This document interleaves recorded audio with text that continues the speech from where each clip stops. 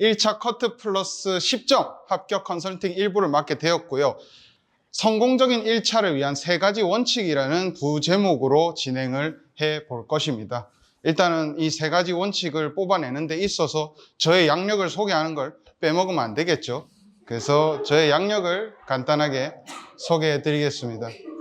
저는 영어교육과 이제 대학교 학부를 졸업을 했고, 조세신 교수님 강의 같은 경우에는 직강 이제 1월 달부터 이제 2차 직강까지 전부 수강을 했던 수강생입니다. 그리고 저는 이제 조세신 교수님 카페에서 그 통쾌한 합격이라는 아이디로 활동을 했었었는데, 이게 뭐 기억이 나실 분들은 기억이 나실지도 모르겠지만 이렇게 2개 글이 굉장히 인기가 많았었습니다.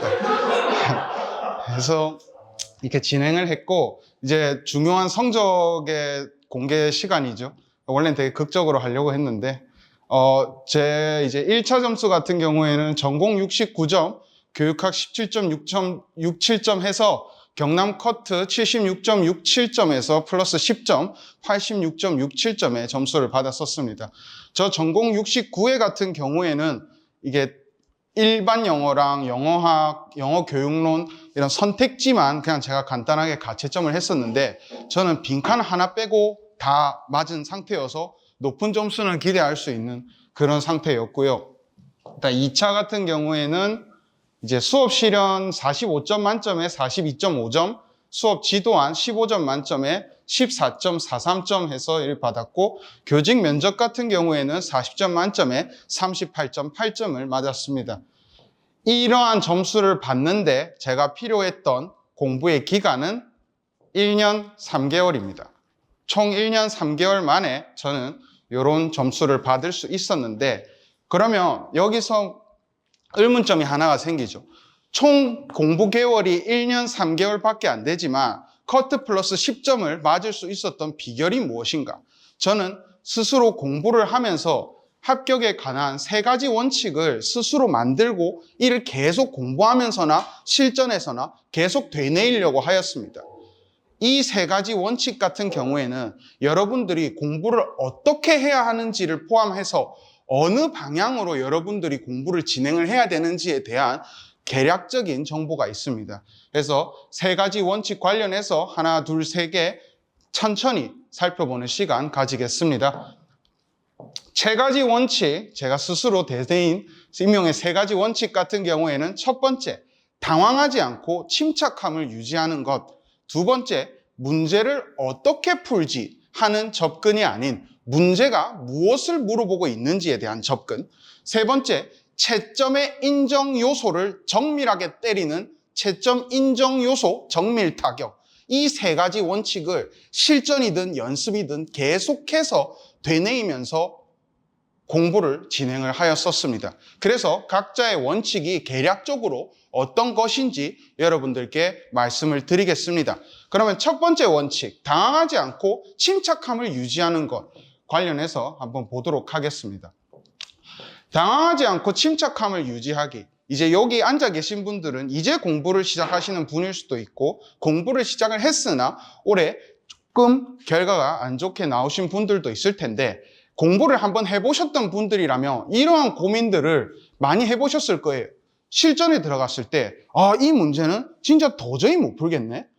이게 오늘 해야 할 분량을 나는 오늘 아무것도 안 했어. 나는 뭐 무쓸모, I'm useless.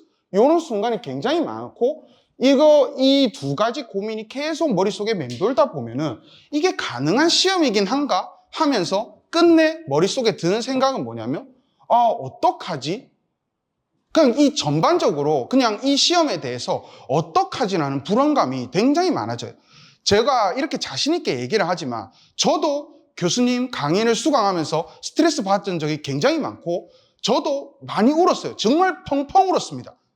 저는 이 3가지 원칙을 제 눈물에서 만들어냈어요. 진짜 펑펑 울면서 공부를 내가 진짜 악착같이 내가 해내고야 말겠다. 나는 이 순간에서 주저앉고 울을 수가 없어. 무조건 앞으로 나아가야 되는 사람으로서 할 수밖에 없었다라고 생각을 했고, 이 필사적인 마음의 3가지 원칙을 만들어낸 거예요. 그래서 당하지 않고 침착함을 유지하는 것에 대해서 좀 더 설명을 드리겠습니다. 누구나 불안감은 가지고 있어요. 중요한 것은 그 불안감을 막 이겨내고 없애려고 안 하셔도 돼요. 중요한 거는 내가 연습이든 실전이든 내 자신이 내가 지금 할 수 있는 것, 내가 지금 할 수 있는 것, 이 세 가지 키워드에 맞춰서 집중을 해야 되는 거예요. 예를 한번 들어보겠습니다. 제가 만약에 실전에 들어갔어요. 문제를 푸는데 이 문제는 도저히 풀 수가 없을 것 같아. 그래서 어떡하지? 당황하게 돼요. 당황하게 되지만 여기에서 우리가 주목해야 될 점은 이 당황하는 것 때문에 내가 이 문제를 답을 들으면은 이렇게 하는 거였구나 알매도 이게 침착하게 접근이 안 된단 말이죠.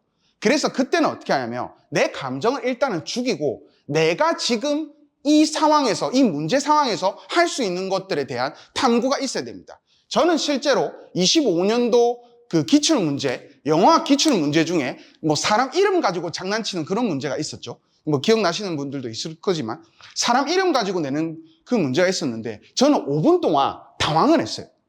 근데 거기서 제가 당황을 했다? 거기서 끝까지 제가 당황했으면 그 문제는 못 풀었을 겁니다. 그런데 그 5분의 당황이 끝나고 난 뒤에 저는 제가 알고 있는 것들 하나하나 추려가면서 내가 통제할 수 있는 수준으로 이 문제를 접근해 나가기 시작했어요. 내가 할 수 있는 거에 대한 집중인 거예요.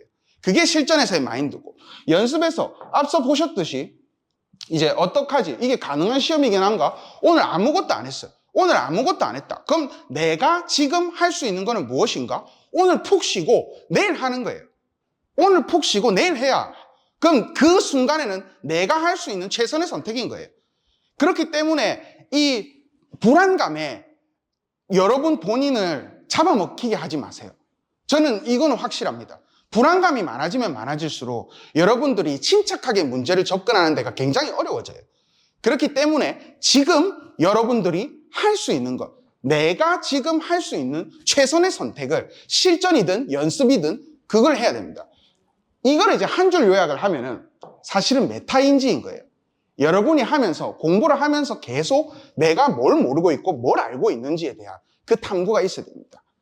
그렇게 해서 첫 번째 원칙은 간략하게 이렇게 넘어가고요. 두 번째, 문제가 무엇을 물어보고 있는가? 우리가 기출이 매년 뭔가 바뀌는 기출의 기조라고 생각을 하죠. 24년도와 25년도가 굉장히 문제가 조금 달랐습니다. 25년도를 실제로 풀어본 사람들도 그렇게 했고요. 그렇지만 채점관들이 확인하고자 하는 능력은 매해 같아요.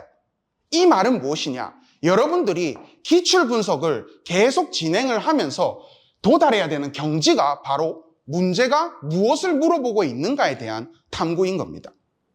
매해 모양은 다릅니다. 매해 모양은 달라요, 기출들이. 하지만 물어보고 있는 지점은 똑같습니다. 정말 큰 그 물어보고 있는 지점은 딱 하나만 얘기하자면 그러니까 채점관들이 확인하고자 하는 이 문제 상황에 대해 내가 이걸 풀어낼 수 있는지를 확인하는 거예요.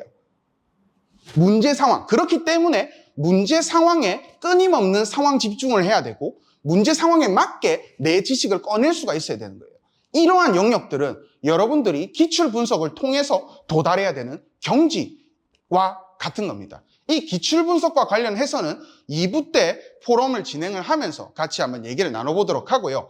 또 정리를 하자면 문제가 무엇을 물어보고 있고 문제가 이걸 왜 물어보고 있는지 what하고 why에 대한 이 질문을 여러분들이 기출 분석하면서 끊임없이 고민을 하셔야 돼요. 저는 이게 있었기 때문에 매해 달라지는 기출 문제 24년도와 25년도 문제 양상은 굉장히 달랐지만 물어보고 있는 능력은 똑같다. 어차피 문제 네가 거기서 거기지. 나는 이걸 풀어내고 말 거야 라는 마음으로 접근을 했고 그 결과 좋은 점수를 또 받게 되었었습니다. 그래서 두 번째 같은 경우는 이 정도로 하고요. 세 번째 원칙, 채점 인정 요소 정밀 타격과 관련해서 말씀을 드리겠습니다. 저는 이제 모의고사를 진행을 하면은 그 시험지를 바꿔서 같이 매기는 그런 거를 많이 하였었는데 이게 채점관들이 우리 답을 매길 때 키워드로 채점을 해요. 해당 특정 단어가 들어가 있는지 혹은 해당 특정 단어가 들어가 있는지 없는지 이런 여부를 판단을 합니다. 그리고 우리의 가장 큰 적은 누구? 시간이에요. 우리의 가장 큰 적은 2차를 할 때든 1차를 할 때든 무조건 시간입니다. 그 시간의 압박이 있기 때문에 내가 그냥 아는 거를 다 적고 이 지금 쫄리니까 아는 거를 다 적고 문제에 있는 거를 다 적고 하는 게 쇼부가 안 나요. 즉 여기에서 말하는 거는 많이 쓰는 것이 여러분들의 능사가 아닙니다. 많이 쓴다고 해서 절대 좋은 게 아니에요.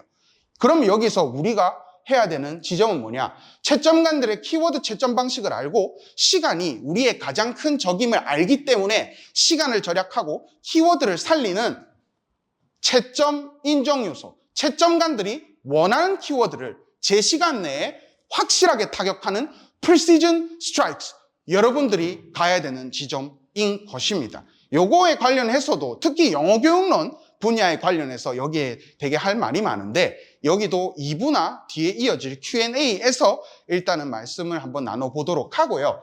이제 정리를 하자면은 여러분들이 첫 번째, 당황하지 않고 침착함을 유지하는 것, 연습 상황이든 실전 상황이든, 그리고 두 번째, 문제를 어떻게 풀까에 대한 고민이 아니라 문제가 무엇을 물어보고 있고 문제가 이것을 왜 물어보고 있는지에 대한 지속적인 탐구, 그거를 기출 분석을 통해서 도달을 해야 되고요. 세 번째 같은 경우에는 이제 인출의 기술이죠. 채점관들의 키워드 채점 방식인 걸 알고 시간의 부족인 걸 알기 때문에 내 실력을 키워서 채점에 인정되는 키워드를 확실하게 때려버린다. Precision Strikes 해서 세 가지 원칙 이렇게 요약을 드렸고 다음에 뵙도록 하죠. 감사합니다.